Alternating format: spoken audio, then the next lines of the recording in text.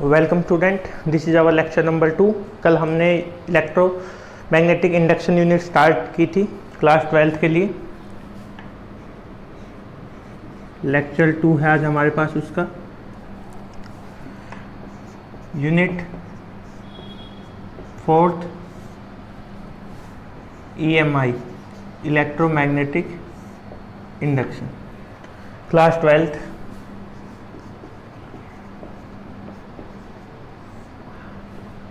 अब हमने भाई कल इसके अंदर पहले तो इलेक्ट्रोमैग्नेटिक इंडक्शन को डिफाइन किया था, फिर हमने मैग्नेटिक फ्लक्स के बारे में पढ़ा था, फिर हमने फैराडे लॉ को डिफाइन किया था। लेकिन वो एक्सपेरिमेंट बताया था हमने, क्या नहीं बताया हमने कि वहाँ से हमें रिजल्ट क्या मिले थे एग्जैक्ट मैथमेटिकल, या जो एक्सपेरिमेंट तो करके देख लिया, लेकिन उससे हमें मिला क्या। तो उससे हमें 2 लॉ मिली थी भाई। पेपर में क्वेश्चन आ सकता है, explain Faraday law for electromagnetic induction।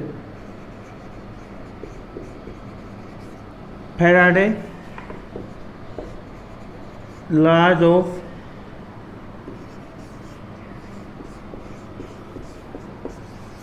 electromagnetic induction।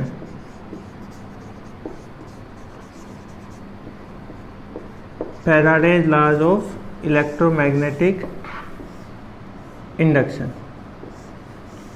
ये है हमारे पास। अब इसके अंदर भी टोटल 2 लॉ हम पढ़ते हैं, फैराडे फर्स्ट लॉ और सेकंड लॉ। लेकिन जब आपके पेपर में क्वेश्चन आता है तो खाली वो इतना आएगा कि फैराडे लॉ को डिफाइन करो, फिर आपको दोनों करके आने, या फिर आपसे अकेला कोई पूछता है तो आप एक कर सकते हो, अदरवाइज आपको दोनों करके आने। ठीक है, तो हम बात करते शुरू में फैराडे फर्स्ट लॉ।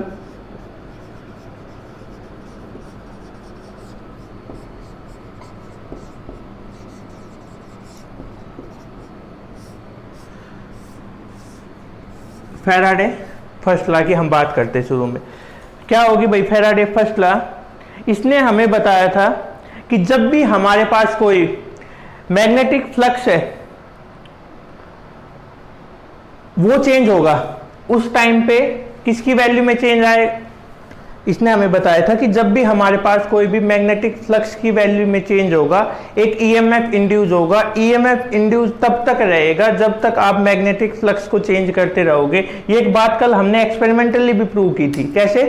आपको ध्यान होगा, हमने पढ़ा था भाई कोई भी एक वो जो बार मैग्नेट है उसको पास लेके जा रहे हैं तो गैल्वेनोमीटर डिफ्लेक्शन शो कर रहा है, जब हम उसको वापस लेके आ रहे हैं तो डिफ्लेक्शन शो हो रहा है। लेकिन यदि हम उसको वहीं पे ले जाके रख देते हैं, वहां पे कोई भी चेंजमेंट नहीं करवाते उसके अंदर, उस जगह पे कोई भी बदलाव नहीं आता है। डिफ्लेक्शन की जो वैल्यू थी हमारे पास करंट की, उसमें कोई भी बदलाव नहीं आता। इसका मतलब क्या हुआ कि भाई जैसे जैसे आप चेंज करते रहोगे तो ईएमएफ है वो इंड्यूस होता रहेगा। यदि आपने ये चीज बंद कर दी तो ईएमएफ इंड्यूस होना भी बंद हो जाएगा। चलो लिख लेते हैं एक बार इसको। According to this law, whenever there is a change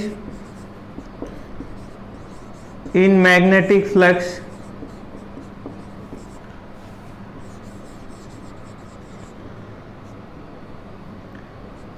an EMF induced in the circuit, and the EMF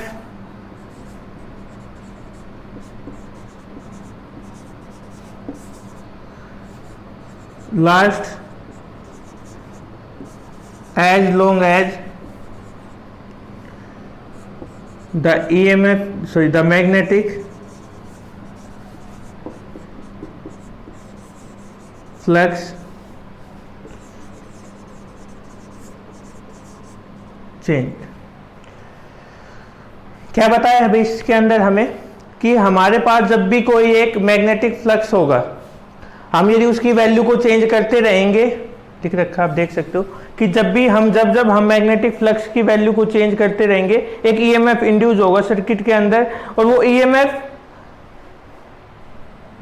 induce EMF लिख लो भाई, and the induce EMF last, यहाँ पे जो लास्ट लिखा हुआ है इसका मतलब क्या है, इस लास्ट का मतलब है भाई कि वो जब तक बना रहेगा कि ही लास्ट हेयर एट 3 PM, मतलब वो यहाँ 3 बजे तक रुका था, तो लास्ट का मतलब यहाँ पे है रुकने का, कि वो जब तक रहेगा, रहने का मतलब है यहाँ पे कि वो इंड्यूस ईएमएफ जब तक रहेगा जब तक आप उसके मैग्नेटिक फ्लक्स को चेंज करते रहोगे। यदि आपने मैग्नेटिक फ्लक्स को चेंज करना बंद कर दिया तो ईएमएफ इंड्यूस होना भी बंद हो जाएगा। ये कल भी मैंने आपको एक एग्जांपल देके समझाया था। क्या एग्जांपल देके समझाया था कि यदि हमारे पास कोई एक, क्या मान के चल रहे हम, मैंने आपको अकाउंट बैलेंस का बताया था कि यदि मैं उसमें पैसे डलवाता जा रहा हूं तो उसको बैलेंस चेंज होता रहेगा। जैसे ही मैंने एक बार डलवा के एक बार तो इंक्रीज कर दी, लेकिन उसके बाद यदि मैं कोई भी चेंजमेंट नहीं कर रहा हूं तो ये कोई ना कि हर बार बदलता रहेगा, वहां पे रुक जाएगा वो। यही है इसमें कि जब तक बदलेगा भाई, जब तक इंड्यूस ईएमएफ आएगा हमारे पास, कब तक, जब तक हम उसके मैग्नेटिक फ्लक्स को चेंज करेंगे तब तक ही हमारे पास मैग्नेटिक इंड्यूस ईएमएफ है वो इंड्यूस होगा, अदरवाइज वो ईएमएफ वो इंड्यूस होना बंद हो जाएगा। ठीक है, ये तो थी हमारे पास फर्स्ट लॉ। ठीक है, यदि हम बात करें सेकंड लॉ की, इसमें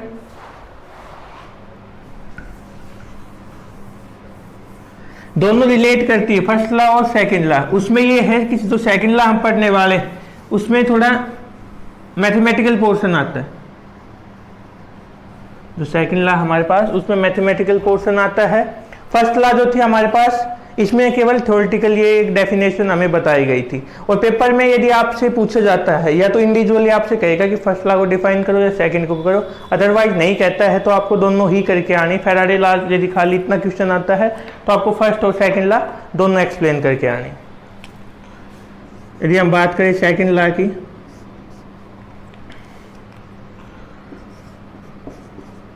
according to this law, the induced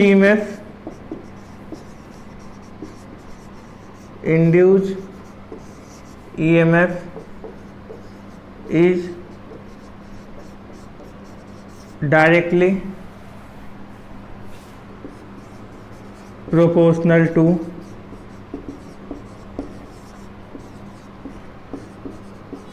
change in rate of change of rate of change of magnetic flux. ठीक है, ये थी क्या हमारे पास भाई second law, Faraday second law. इसका मतलब क्या हुआ, if E is the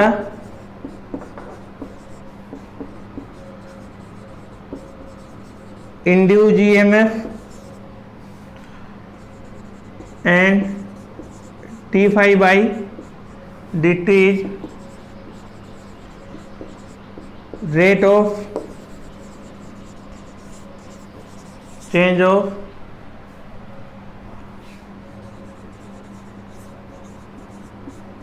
magnetic flux, then according to definition क्या आ जाएगा भाई हमारे पास, E directly proportional to d phi by d t. इसने ये बताया था कि भाई जितना ज्यादा मैग्नेटिक, इसका कहने का मतलब मैं आपको यदि सीधा सीधा समझाऊं कि जितना ज्यादा मैग्नेटिक फ्लक्स चेंज होगा हमारे पास उतना ही ज्यादा ईएमएफ है हमारे पास वो इंड्यूस होगा। इसका कहने का मतलब सीधा सीधा ये था कि यदि आप ज्यादा मैग्नेटिक फ्लक्स चेंज कर रहे हो तो ज्यादा ईएमएफ इंड्यूस होगा, और कम करोगे तो कम होगा। ठीक है, ये हमने फर्स्ट मान लिया।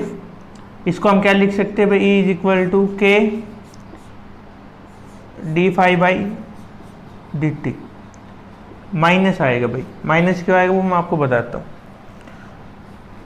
वेयर, इधर लिख लेते हैं, वेयर के is constant of proportionality and its value is considered to be 1, k is equal to 1। तो क्या आ गया भाई हमारे पास E is equal to minus d phi by d t. Negative sign shows that the induced EMF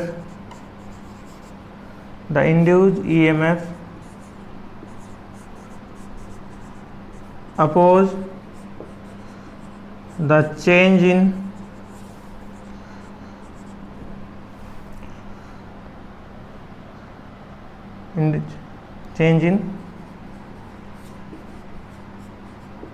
magnetic flux। ठीक है। And if we have n number of turns, then E is equal to minus n d phi by dt। ये हमारे पास भाई second law. अब क्या पढ़ा है हमने इसके अंदर हमने भाई इसमें बताया है कि जो हमारे पास इंड्यूस ईएमएफ होगा, जो इंड्यूस ईएमएफ हमने पढ़ा है वो डायरेक्टली प्रोपोर्शनल होता है किसके, चेंज इन मैग्नेटिक फ्लक्स के। किसके डायरेक्टली प्रोपोर्शनल होगा वो, चेंज इन मैग्नेटिक फ्लक्स के डायरेक्टली प्रोपोर्शनल होगा। मतलब मैंने आपको अभी बताया था कि यदि एक की वैल्यू को हम इंक्रीज कर रहे हैं, किसकी वैल्यू को, हम ईएमएफ की वैल्यू को डी फाई जो चेंज इन मैग्नेटिक फ्लक्स है हम उसकी वैल्यू को इंक्रीज करते हैं, तो हमारा ईएमएफ भी क्या है, ज्यादा इंड्यूस होगा और ज्यादा बढ़ना शुरू हो जाएगा। कम करेंगे तो कम हो जाएगा। इसको हटाएंगे, यहाँ पे नेगेटिव साइन लगाएं। के की वैल्यू हमने आपको बता दी कितनी लेके चलते हैं, 1। अब बात करें यदि हम यहाँ पे वैल्यू 1 करते हैं, ये रिजल्ट आ जाएगा हमारे पास, ये आ गया। अब जो ये है हमारे पास रिजल्ट, यदि हम यहाँ पे बात करें, ये है n नंबर ऑफ टर्न्स के लिए। ये तो था सिंगल यदि हमारे पास है, लेकिन यदि n नंबर ऑफ टर्न हो जाए उसके लिए था। दूसरा यहाँ पे जो नेगेटिव साइन है, ये अगला जो टॉपिक हमारा लेंज लॉ का जो टॉपिक अगला, उसमें हम बताने वाले हैं कि अपोज क्यों करता है सॉरी, कि जो नेगेटिव साइन है हमने यहाँ पे ये बताया है कि जो इसको बनाता है एक तरीके से फैराडे सेकंड लॉ और जो लेंज लॉ हम पढ़ने वाले हैं आगे, लगभग दोनों सिमिलर है। इसमें हमने ये चीज बताई है कि वो अपोज करता है, उसमें भी यही चीज बताई है। पहली बात तो करंट की डायरेक्शन को, जो इंड्यूस करंट होगा उसकी डायरेक्शन के लिए हम यूज करते हैं। दूसरा हमने इसमें जो चीज बताई है कि जो नेगेटिव साइन है भाई वो अपोज करता है, किसको अपोज करेगा, जो मैग्नेटिक फ्लक्स हमारे पास वो चेंज हो रहा है उसको अपोज करेगा। ठीक है, ये थी हमारे पास 2 लॉ, फैराडे सेकंड लॉ और फर्स्ट लॉ। दोबारा रिपीट कर दे तो भाई फर्स्ट लॉ ने तो हमें ये बताया था कि जब भी कोई भी मैग्नेटिक फील्ड हमारे पास चेंज होगा तो ईएमएफ इंड्यूस होगा। जब तक आप मैग्नेटिक फील्ड को चेंज करते रहोगे, मैग्नेटिक फ्लक्स को चेंज करते रहोगे, हमारे पास जो करंट है ईएमएफ है वो इंड्यूस होता रहेगा। यदि आपने वो काम बंद कर दिया तो ईएमएफ इंड्यूस होना भी बंद हो जाएगा। सेकंड लॉ ने हमें क्या बताया कि भाई वो डायरेक्टली प्रोपोर्शनल होगा। एक बात तो हमने बता, पहली में तो ये बता दी भाई यदि आप उसको चेंज कर रहे हो तो वो बनती रहेगी। अब हमने ये बताई जितना ज्यादा करोगे उतना ही ज्यादा आपको बेनिफिट मिलने वाला है, उतना ही ज्यादा ये चेंज होने वाला है। ये हमने सेकंड लॉ के बारे में बता दिया। आगे देखो,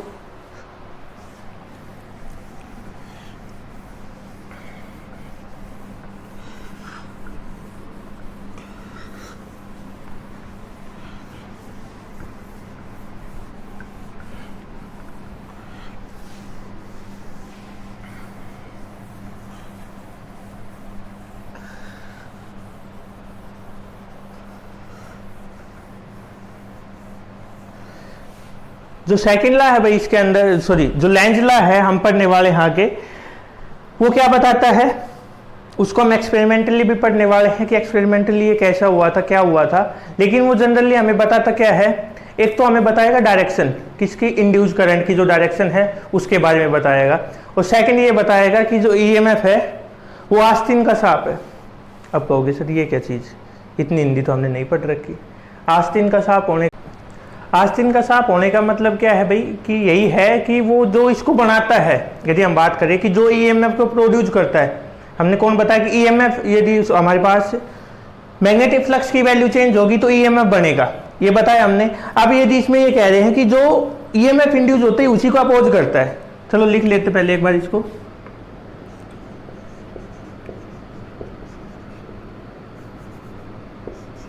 लेंज लॉ। और सबसे मेन आपको मैंने अभी बताया था थोड़ी देर पहले कि लेंज लॉ का यूज हम किसके लिए करते हैं भाई, जो इंड्यूस ईएमएफ की डायरेक्शन को, इंड्यूस करंट की सॉरी डायरेक्शन को दिखाने के लिए हम इसका यूज करते हैं। तो पहले यही लिख लेते हैं, it is used for, it gives the direction of induce current. ठीक है, ये तो हमने बता दिया भाई ये किस काम आता है। अब हमें यदि बात करें कि इसने डिफाइन क्या किया था, कि जो पोलैरिटी थी हमारे पास अकॉर्डिंग टू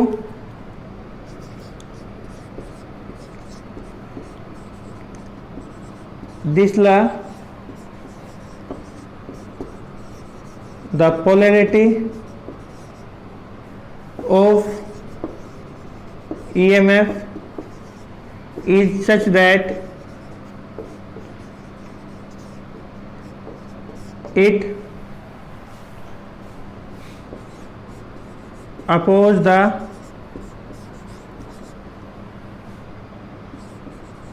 change in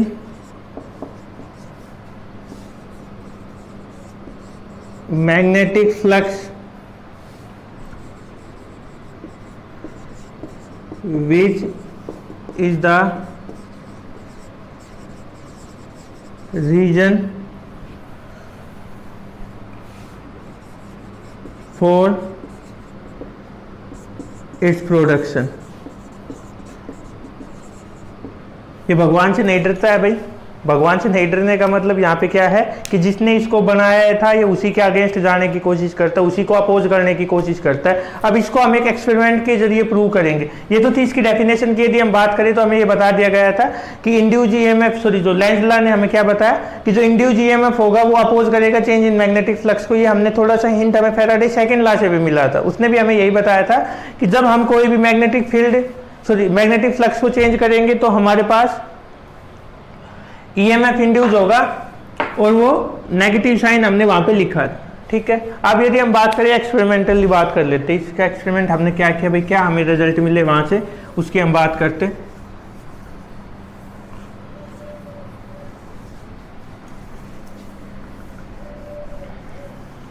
जो एक्सपेरिमेंट इसके लिए हमने करवाया था उसके लिए भी जो सेम हम कल मान के चल रहे थे वही चीज हमने लेके चले थे इसमें।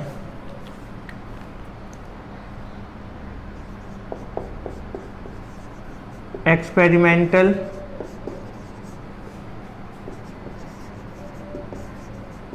वेरिफिकेशन ऑफ लेंज लॉ, कि लेंज लॉ से हमें क्या एक्सपेरिमेंटली रिजल्ट मिले थे उसके बारे में हम एक एक्सपेरिमेंट करके आपको समझाएंगे। क्या एक्सपेरिमेंट किया गया था भाई, कुछ इस तरीके से था वो।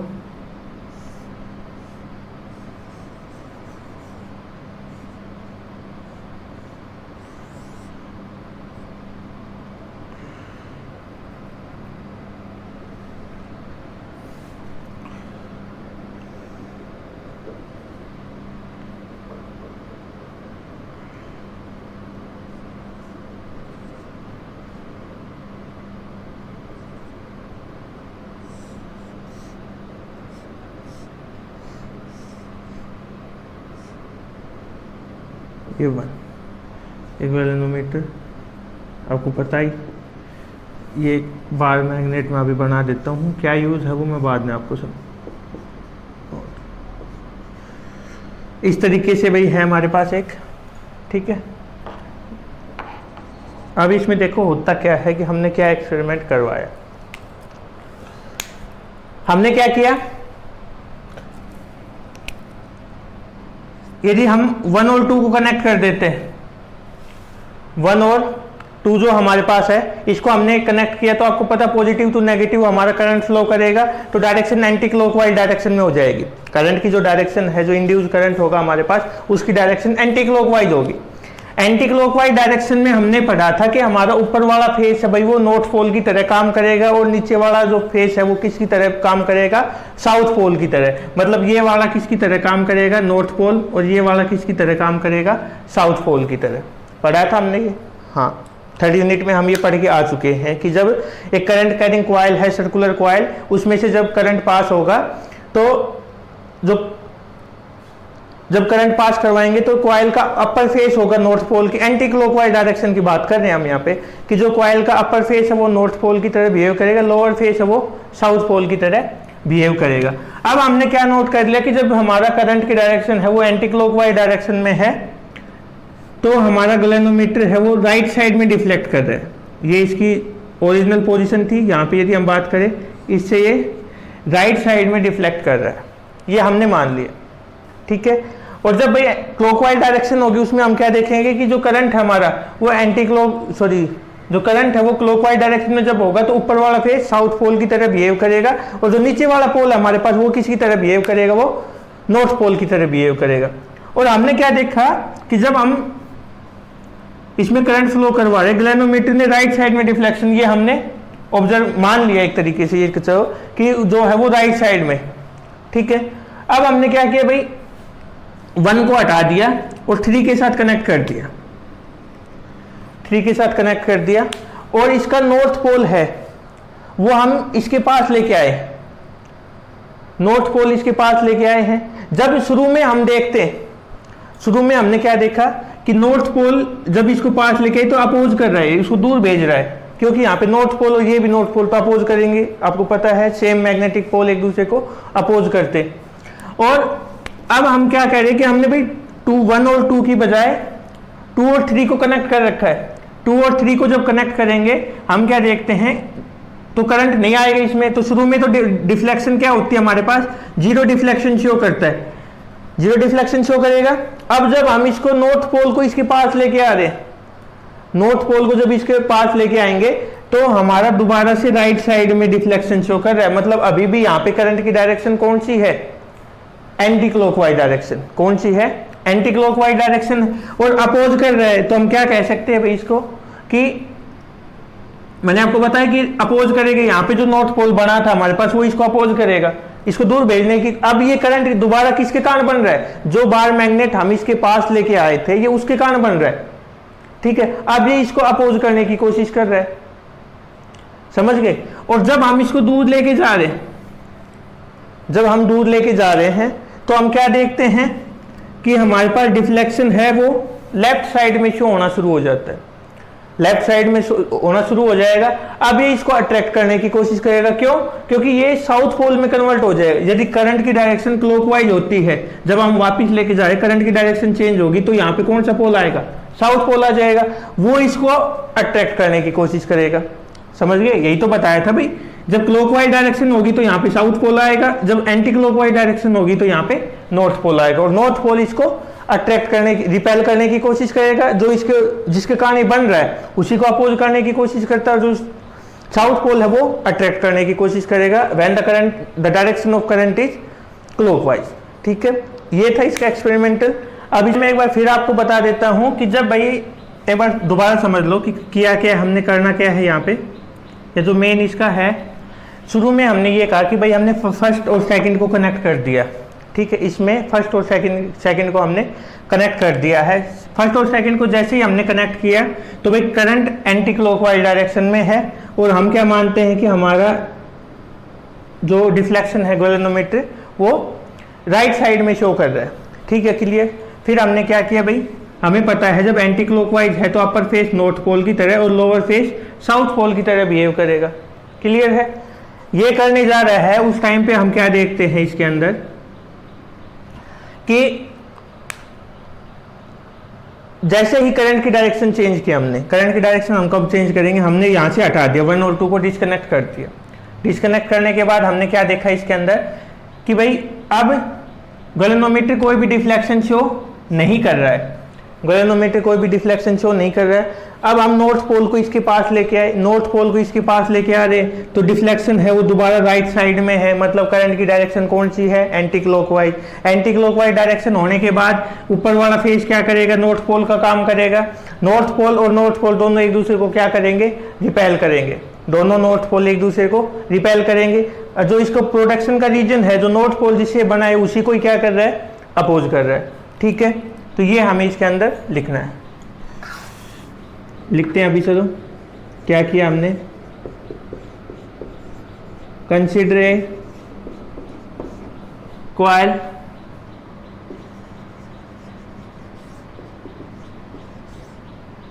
Carrying a galvanometer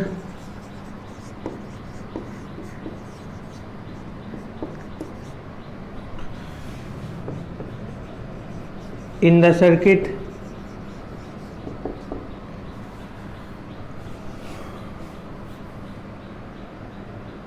initially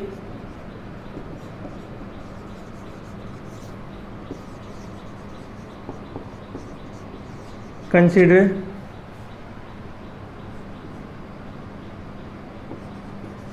the circuit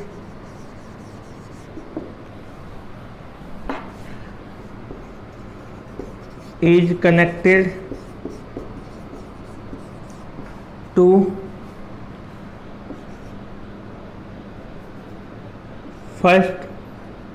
first and second. We found the anti-clockwise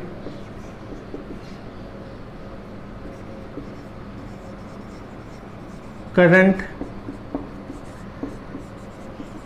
in the circuit.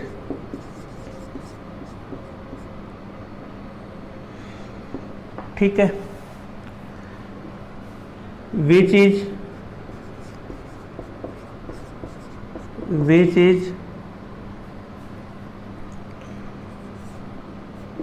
give which is defined भी नहीं लिख सकते हम, या which is shows by right side deflection of the galvanometer.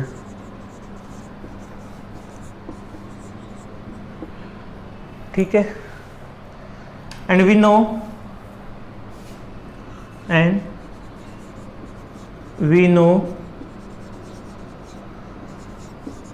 when the current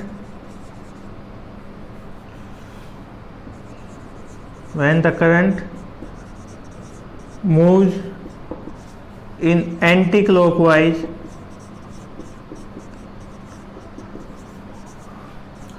direction, the upper phase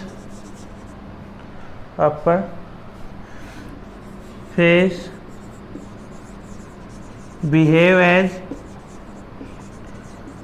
north pole and lower phase behave as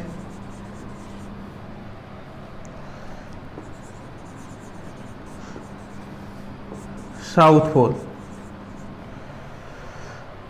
ठीक है, and when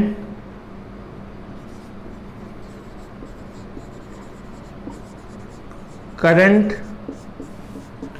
is in clockwise direction, then upper phase behave as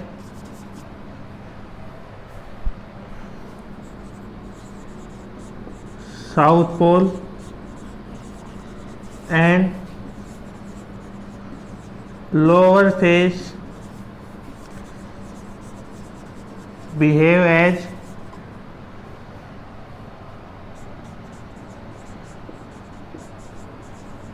north pole. ठीक है, ये हो गया भाई starting का। आप थोड़ा रब कर देते हैं पहले, कुछ भी नहीं है, मैं बता देता हूँ लिखा क्या हमने कि गैल्वेनोमीटर उसको फर्स्ट एक कॉइल हमने मान लिया, उसके अंदर से करंट पास करवाएंगे, फर्स्ट और सेकंड कनेक्ट किए शुरू में। ठीक है, अब हमारे पास करंट की डायरेक्शन एंटी क्लॉकवाइज है, तो भाई अपर फेस नॉर्थ पोल की तरह, और इसका यदि हम सिंगल की बात करें तो लोअर फेस होगा वो साउथ पोल की तरह बिहेव करने लग जाएगा। और हमें पता है ये एंटी क्लॉकवाइज डायरेक्शन के लिए है, जब हम डायरेक्शन को चेंज कर देंगे तो ऊपर वाला साउथ पोल, नीचे वाला नॉर्थ पोल हो जाएगा। दूसरा हमने क्या बताया है कि जो हम एंटी क्लॉकवाइज डायरेक्शन है वो हम क्या देख रहे हैं, राइट साइड से रिप्रेजेंट कर रहे हैं। कहां से रिप्रेजेंट कर रहे हैं, वो right side.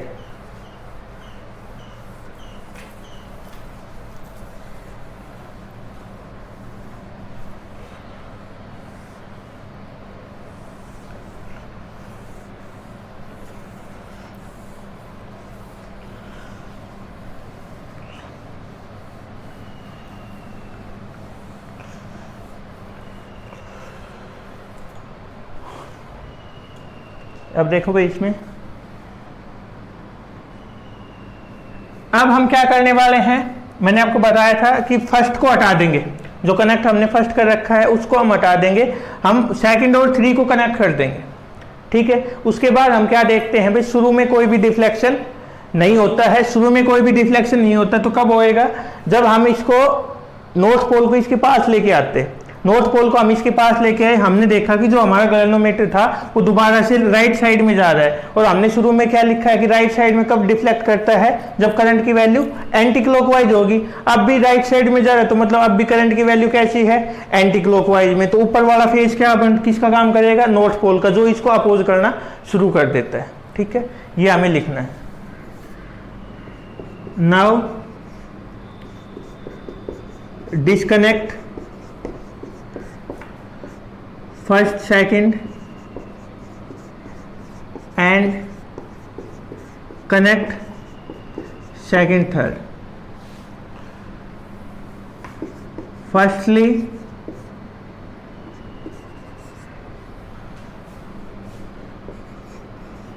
we found that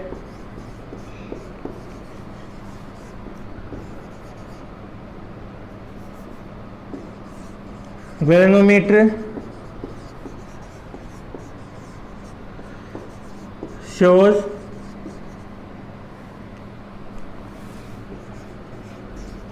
no deflection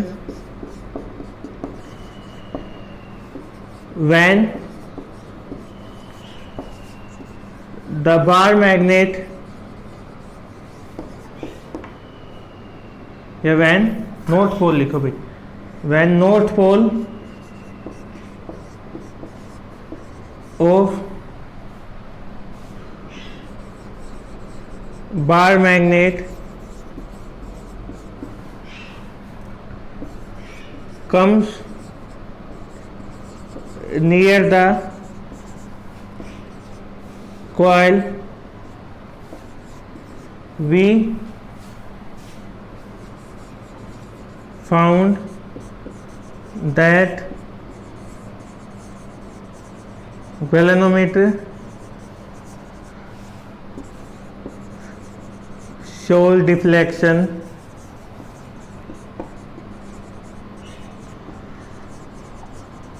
towards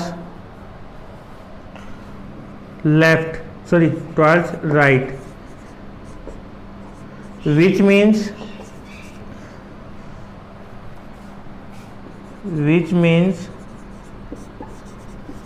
the direction of current is anti-clockwise,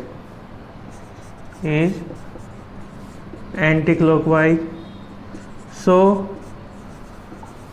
the upper face of coil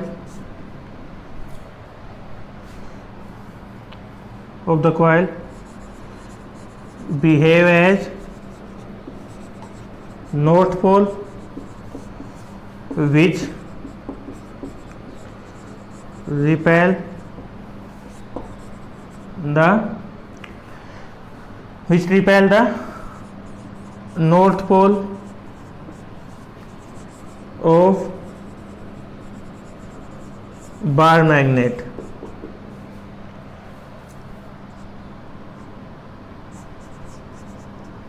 Which is, bracket में लिख लेते हैं भाई, which is responsible for its production. अब तो मान गए हो गए आस्तीन का सांप है कि अब जब हम भाई इसको नॉर्थ पोल आते ही वो इसी को रिपेल करना शुरू कर देता, जो इसकी प्रोडक्शन का जो पीछे रीजन है उसी को ही अपोज करना शुरू कर देता है। ये तो हमने बता दिया भाई नॉर्थ पोल के लिए। अब हम किसके लिए लिखेंगे, पहले तो ये जब दूर जाए, ये तो नजदीक लेके आए तब के लिए हमने बताया।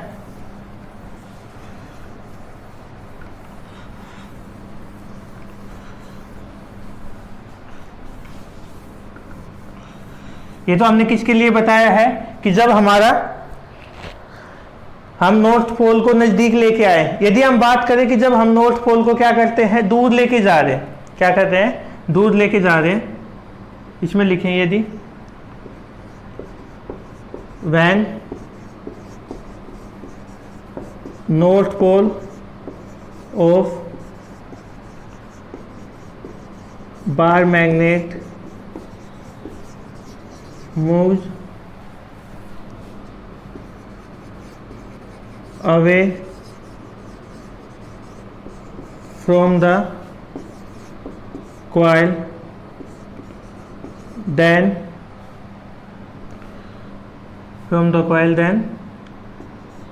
the galvanometer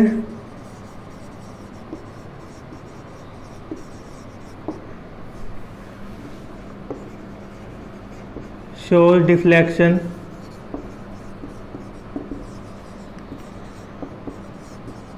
towards left. That means that is the direction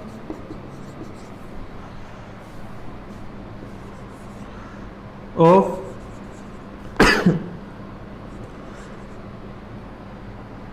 current is clockwise. So upper phase behave as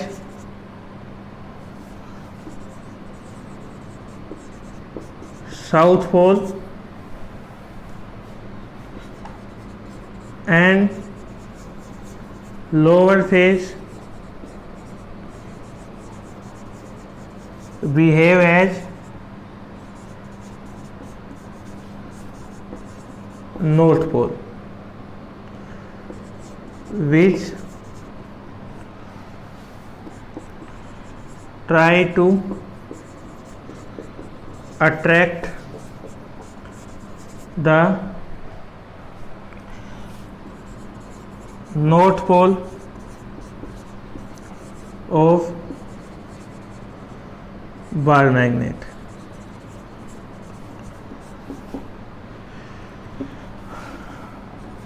Similarly, we can find the result when south pole of bar magnet comes near the coil in opposite direction. ये था भाई हमारे पास experimentally जो हमने पढ़ा है। क्या बताया है इसके अंदर कि नॉर्थ पोल को लेके आ रहे हैं तो डिफ्लेक्शन वही एंटी क्लॉकवाइज डायरेक्शन में हो, सॉरी डिफ्लेक्शन है वो राइट साइड में हो रहा है। क्यों हो रहा है क्योंकि करंट की डायरेक्शन हमने शुरू में मानी थी एंटी क्लॉकवाइज, हो तो राइट साइड में लेके चले, अब भी राइट साइड में जा रहा है तो करंट की डायरेक्शन एंटी क्लॉकवाइज, तो ऊपर वाला नॉर्थ पोल, ये नॉर्थ पोल इसको अपोज करने की कोशिश करेगा, जो इसकी प्रोडक्शन के पीछे का रीजन था। यही लैंजला ने बताया था कि ये ईएमएफ की पोलैरिटी कैसी होती है कि जो इसके प्रोडक्शन का रीजन होता है उसी को अपोज करने की कोशिश करता है। तो ये था हमारा आज का लेक्चर, जिसके अंदर हमने पहले फैराडे लॉ को पढ़ा, Faraday first law, second law, और जो सेकंड लॉ थी that's quite similar to Lenz law, जो हमने इसका एक्सपेरिमेंटल प्रूफ भी कर लिया। ठीक है, नेक्स्ट लेक्चर में हम ये पढ़ने वाले कि किस तरीके से हम एक मैग्नेटिक फील्ड को, मैग्नेटिक फ्लक्स को इंक्रीज कर सकते हैं, कि हमारे किस किस के ऊपर हमारा जो मैग्नेटिक फ्लक्स है वो डिपेंड करेगा, and how we can increase its value. Thank you.